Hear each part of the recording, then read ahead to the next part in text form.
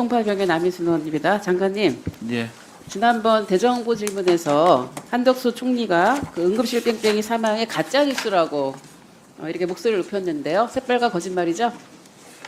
아마 그게 응급실을 운영에 어려움은 있지만 정부 이 말 지자체담에 자체가 틀린 말이잖아요. 가짜 뉴스라고 얘기를 하는 것 자체가 잘못된 얘기죠. 왜냐하면 그 뒤에 제가 받은 자료에 의하면 응급실 미수용으로 인해서 사망된 결과 살해 11건에 대한 자료를 저한테 제출하셨어요. 그리고 추석 당일날에도 부산에서 응급실 뺑뺑이로 인한 사망 사례가 있었습니다. 그러면 이거를 그때 당시에 총리가 이런 걸 이렇게 전면 부정하고 가짜뉴스라고 그렇게 소리를 높이고 모든 것이 전공의 탓이라고 얘기를 하고 그러면 여야 의정 대화 되겠습니까? 여야 의정 대화가 안 된 주된 이유가 한덕수 총리라고 보는데 어떻게 보십니까? 그날 그런 식의 태도를 했기 때문에요. 그 깨진 거예요. 안 된 거예요. 지금 안 되고 있는 거라고요.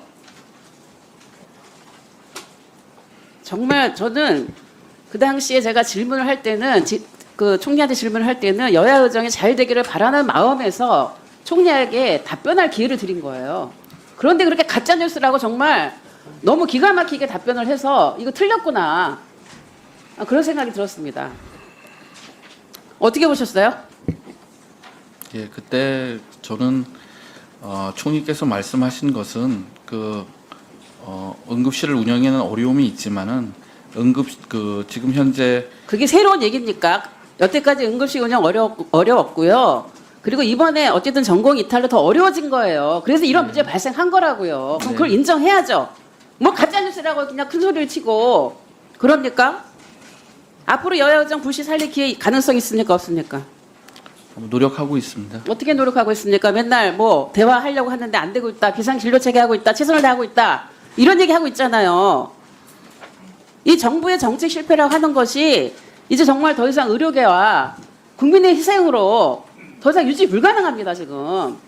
이거 얼마나 심각합니까? 지금. 이게 송구하다 미안하다 이런 말로 끝낼 수 있습니까?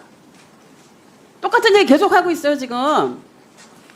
이거 지금 보통 재난이라고 하면은 소통과 신뢰가 중요한 거 아닙니까?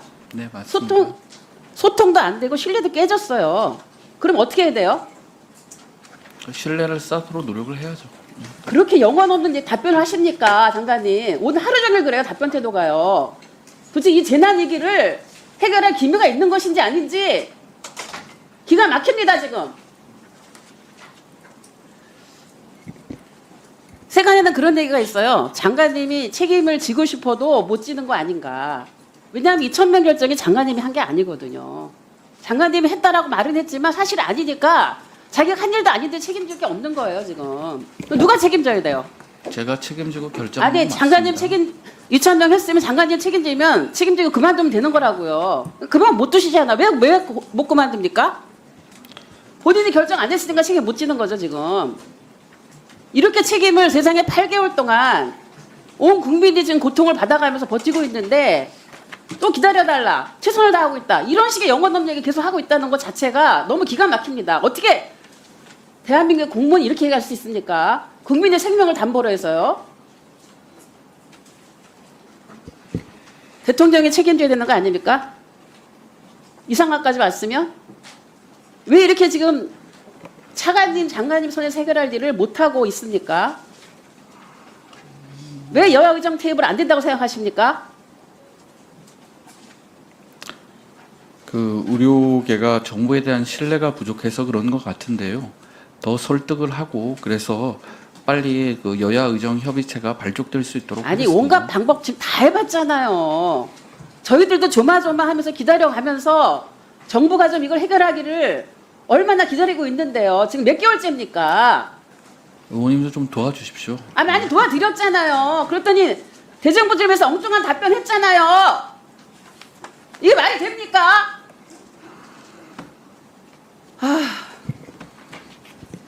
제가요 정말 의료 개혁을 위해서 의대 정원 확대해야 된다 다 동의합니다. 저도 얘기했던 부분이에요. 그래서 정말 잘 되기를 바랬습니다. 그런데 지금 정부가 얘기하는 의료 개혁 방향을 보더라도 참 답답해요. 왜냐하면 의대 정원이 왜 합니까? 의대 정원 지역 필수 공공의료 강화하려고 하는 거 아닙니까? 근데 여기는 사실은 사회적 배치 계획을 해야 됩니다. 그래서 사회적 배치 계획의 하나로서 저희가 지역 의사제를 얘기한 거 아닙니까? 그랬더니 정부에서 계약형 지역 의사제를 들고 나왔어요. 그런데 계약형 지역 의사제라고 하는 거는 사실 계약 파기하면 끝이에요. 그래서 저희가 10년 이상 장기적으로 복무하는 지역 의사제 도입해야 된다고 했는데 이게 법 제정되면은 그렇게 하실 겁니까? 법 제정에 적극 동의하실 겁니까? 지역 의사제 도입하고 공공의대 설립이 다 지역 의료 확충을 위한 고민의 결과라고 전 그때도 말씀을 드렸는데 그 당시 2020년에 저것을 제도화할 때 또 강한 반발이 있었고 아니, 그러니까 또 지금 위헌 소지도 있었지 않습니까? 예. 근데 그 위헌 소지나 이런 부분들은 다 그때 검토가 된 것으로 알고 있고요. 국회에서 이걸 만들어 드리면 그때 정부가 반대할 리는 없잖아요. 이 제도가 있으면 하시겠다고 얘기를 하신 걸로 알고 있는데요. 예, 이거 그럼 논의 지역 과정에 의사제하고- 적극 참여해서 네. 부작용을 최소화하면은 이거에 대해서 검토 안 할 이유가 없습니다. 예, 그럼 지역의사제하고 공공의료 확보를 위한 지금 공공의료법도 지금 내놔져 있는데 이것도 법이 만들어지게 되면 이 내용을 통해서 의료 인력을 확대되는 것입니다. 방향이 있어야죠.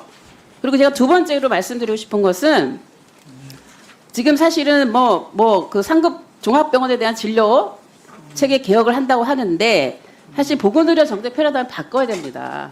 바꿔야 되는데 저는 이게 고비용 급성기 사후 치료 중심에서 사전 질병 예방으로 건강진전으로 전환을 해야 된다고 생각합니다. 그래서 상급 종합병원에 얼마를 쏟아 붓는다고 하는데 1차 의료 기반 강화해야 됩니다.